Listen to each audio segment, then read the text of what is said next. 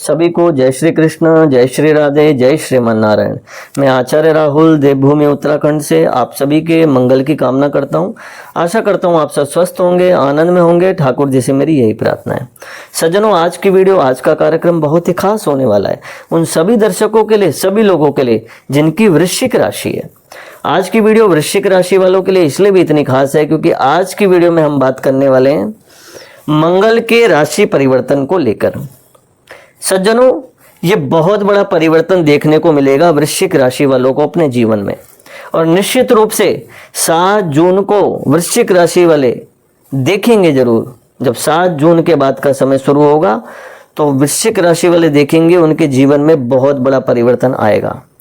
ये मैं इसलिए भी विश्वास से कह रहा हूं क्योंकि देखिए, आपके राशि के स्वामी बनते हैं मंगल देव। वृश्चिक राशि के स्वामी कौन है? मंगल देव। और मंगल देव अभी तक नीच अवस्था में चल रहे थे, यानी कि नीच राशि में स्थित थे। अब 7 जून को वो राशि परिवर्तन करेंगे, यानी कि नीच राशि से निकलकर वो एक प्रभावशाली व्यक्तित्व में आएंगे। यानी कि मंगल को बल मिलेगा, कहीं ना कहीं नीच अवस्था से वो अपनी अच्छी अवस्था में आ रहे हैं, अच्छी गति में आ रहे हैं, अच्छे प्रभाव में आ रहे हैं। तो इससे फायदा वृश्चिक राशि वालों को होगा क्योंकि उनके राशि के स्वामी बलवान हो जाएंगे। तो जहां मंगल अपना राशि परिवर्तन करेंगे और जिस स्थान पे वो बैठेंगे और वहां से 3 दृष्टियों से मुख्य रूप से वो देखने वाले हैं, तो वृश्चिक राशि वालों के लिए क्या शुभ संकेत बनते दिखाई दे रहे हैं, इसके विषय में हम बात करने वाले हैं। आज का खास कार्यक्रम चंद्र राशि पर आधारित है। इसके अनुसार ही हम गोचरीय फलित करने वाले हैं। लेकिन सबसे पहले मैं एक जानकारी आपको ये दे दूं कि देखिए, वृश्चिक राशि, मंगल आपके राशि के स्वामी है। अभी तक वो नीच अवस्था में थे, अब बहुत अच्छी अवस्था में जाएंगे तो स्वतः ही आपके जीवन में प्रभाव आएगा, जीवन में मंगलता आएगी निश्चित रूप से। ना शनि की 7.5, ना शनि की ढैया, कुछ नहीं चल रही है। जीवन में आगे बढ़ने का समय अब आपके लिए बहुत अच्छा है। तो अब देखिए, सबसे पहले आपका चार्ट आगे लगा है वृश्चिक राशि, समझिए थोड़ा सा। देखिए, अभी तक वर्तमान स्थिति में आप देखेंगे कि आपके भाग्य स्थान में नीच के मंगल बैठे थे। वृश्चिक राशि वाले कई सारे कॉल कर रहे थे, मैसेज कर रहे थे, कह रहे थे कि शनि की ढैया खत्म हो गई, जीवन में परिवर्तन नहीं आ रहा है, मंगलता नहीं आ रही है। लेकिन अब आप एक बात देखिए, नीच के मंगल जब भाग्य स्थान में बैठेंगे तो भाग्य में वृद्धि होगी। मनुष्य का कर्म बहुत जरूरी है, लेकिन उसके साथ साथ भाग्य भी उसका साथ देना परम आवश्यक है। नहीं तो कई बार हम बहुत अच्छा, बहुत मेहनत करते हैं, लेकिन उसके अनुसार हमें फल मिलता है? नहीं मिलता है। क्यों? क्योंकि कर्म तो हमने किया, लेकिन उसके साथ साथ भाग्य नहीं था, तो वो जीवन में मंगलताएं नहीं आई, वो सफलताएं हमें प्राप्त नहीं हो पाई। क्योंकि भाग्यम फलतु सर्वदा, शास्त्र में बोला गया है, भाग्यम फलतु सर्वदा, भाग्य का फलना भी परम आवश्यक होता है। जिस प्रकार कर्म का करना परम आवश्यक है क्योंकि कर्म भूमि है, मृत्यु लोक है, उस प्रकार भाग्य का होना भी परम आवश्यक होता है। कर्म से भाग्य बनता है, ये बात निश्चित है, लेकिन प्रारब्ध भी बहुत प्रभावशाली होता है। कई बार कर्म करने के बाद भी वस्तु प्राप्त नहीं होती है। तो मंगल आपकी राशि में अभी तक, वृश्चिक राशि, नीच के थे। देखो, भाग्य स्थान में, चतुर्थ स्थान में मंगल नीच के, यानी कि कर्क राशि में 9वें भाव में मंगल जो है वो नीच अवस्था में बैठे थे। अब मंगल का राशि परिवर्तन 7 जून को होगा। वो सीधे 9वें भाव से निकलकर आपके 10वें भाव में चले जाएंगे, यानी कि सिंह राशि में चले जाएंगे। और वहां पे केतु भी विराजमान होंगे। केतु और मंगल का अंगारक योग बनेगा। हालांकि अंगारक योग है, उसके लिए 2 सावधानियां बताऊंगा, लेकिन योग तो बहुत अच्छे हैं। 2 सावधानियां क्या है? केतु के साथ मंगल जब बैठता है तो अंगारक योग बनता है। उसमें विशेष रूप से अपने अहंकार, यानी कि अपने ईगो को ना बढ़ने दें, अपने अहंकार को ना बढ़ने दें, और अपने क्रोध पे नियंत्रण रखें। ये 2 ही बातें ध्यान रखनी है, बाकी उसके अलावा कुछ ऐसा बुरा नहीं है। इसके साथ साथ मंगल जो है वो चतुर्थ दृष्टि से, मंगल 3 दृष्टियों से देखते हैं, चतुर्थ दृष्टि से सीधे वो देखेंगे लग्न में, और लग्न में मंगल की ही राशि है, यानी कि अपने घर को ही वो देखेंगे। तो शारीरिक, अगर कोई आपको विशेष रूप से कोई पीड़ा थी, पेट संबंधित, लीवर संबंधित या स्वास्थ्य संबंधित कोई पीड़ा थी तो वो पीड़ा खत्म होगी।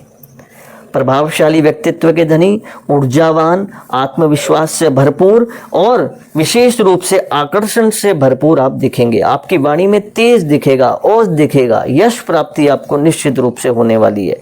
इसी के साथ साथ विशेष रूप से आप देखेंगे अगर कोई मानसिक स्ट्रेस आपको चल रहा था वो भी अब खत्म होगा, लेकिन आपको बस अपने क्रोध पे नियंत्रण रखना है। बाकी सारे काम जो है वो आपके हिसाब से होते चले जाएंगे। आप देखेंगे सफलता आपको निश्चित रूप से मिलने वाली है। इसी के साथ साथ मंगल की सप्तम दृष्टि सीधे चतुर्थ भाव में पड़ेगी, तो विशेष रूप से देखिए वृश्चिक राशि वाले जितने भी हैं इस समय वो देखेंगे उनको भूमि संबंधित लाभ होगा, भवन संबंधित लाभ होगा।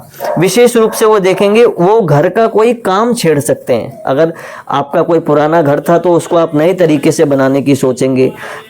तो जो वृश्चिक राशि वाले फ्लैट लेना चाह रहे थे, भूमि भवन, इनका उन्हें सुख प्राप्त नहीं हुआ था और लेना चाह रहे थे तो इस समय बहुत अच्छे योग बनेंगे। और आप ये बात देखेंगे कि निश्चित रूप से कई वृश्चिक राशि वाले अपने घर का पुनर्निर्माण कराएंगे, यानी कि अगर आप घर को ठीक कराएंगे या फिर घर में कुछ ना कुछ चेंजिंग आप जरूर कराएंगे, इस तरीके की योग बनेंगे।